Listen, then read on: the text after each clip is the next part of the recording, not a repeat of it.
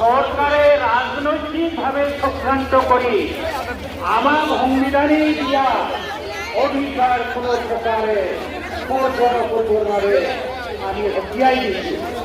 যদি তাকে প্রকারে চক্রান্ত করি আমার জনজাতি সকলের অধিকার খর্ব কৰিব বিচাৰে তেতিয়াহ'লে আপোনালোকৰ 2026 চনৰ নিৰ্বাচনত ইয়াক প্ৰস্তুত দিয়াৰ কাৰণে আজিৰ সভাৰ দ্বাৰাই আমি এইটো প্ৰতিশ্ৰুতি দিছোঁ, প্ৰতিজ্ঞাবদ্ধ হৈছোঁ।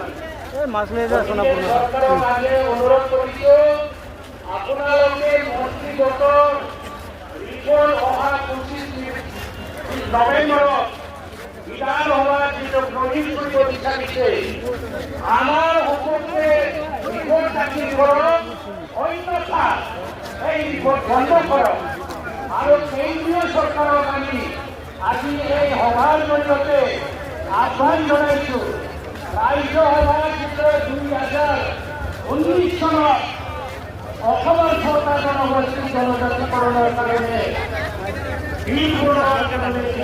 কৰাৰ কাৰণে প্ৰচেছ হৈ আছে।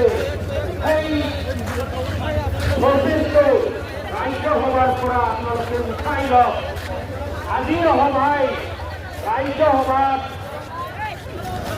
প্ৰচেছ হৈ থকা অসমৰ জনগোষ্ঠী জনজাতিকৰণৰ বিল